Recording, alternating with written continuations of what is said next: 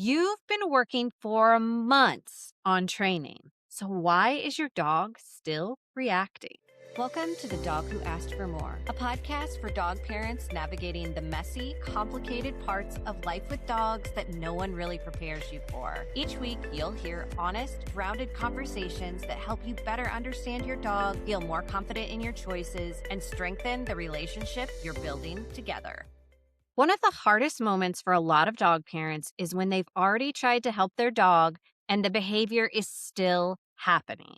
You practice the training, you bring treats, you work on focus. Maybe things even improve for a while. And then one day, the reactions happen again. Maybe it's on a walk. Maybe another dog appears out of nowhere. And suddenly it feels like you're right back where you started. For a lot of people, that moment is incredibly discouraging because it starts to feel like all of that effort didn't do anything. I'm Em, a dog mom, former vet tech, dog trainer, and canine nutritionist who works with overwhelmed dog parents who love their dogs deeply but feel stuck, burned out, or unsure what their dog actually needs. And today we're looking at a question that I hear all the time. Why does a dog still react even after their person has already put in so much training effort?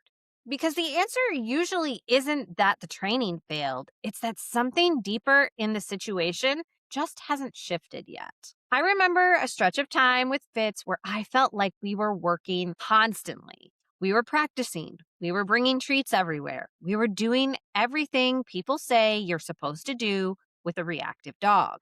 And yet, there were still moments where he would see another dog, and sometimes still does, and immediately react. And I remember thinking, what in the world am I missing?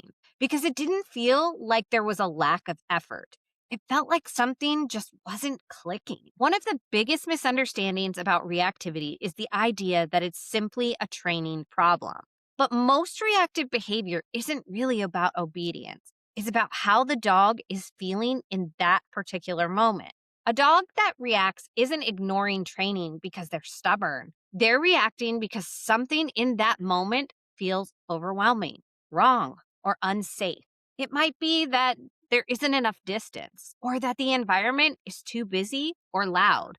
The dog may already be carrying stress from earlier that day or the day before. And when a dog crosses that threshold, the brain isn't in learning mode anymore. It's in survival mode.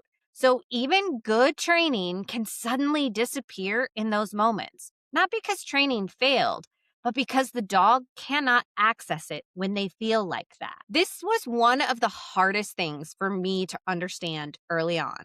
Because when you're trying to help your dog, you want to believe that if you just do the training correctly, everything will get better and the reactions will stop. But with a lot of reactive dogs, progress doesn't look like behavior disappearing overnight. It looks more like slowly increasing the number of situations where the dog feels safe enough to not react. That might mean more distance. It might mean different environments, more time between exposure, or even realizing that some situations just ask more of your dog than they can comfortably give you right now or maybe ever. That shift from trying to stop reactions to understanding what the dog is experiencing changes everything.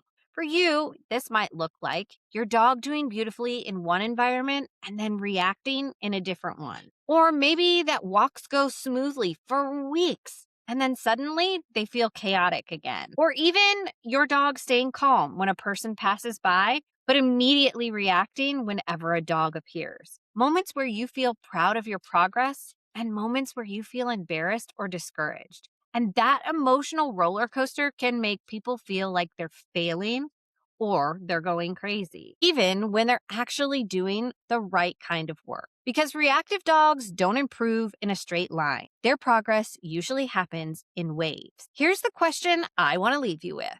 What if your dog reacting sometimes doesn't mean that training failed?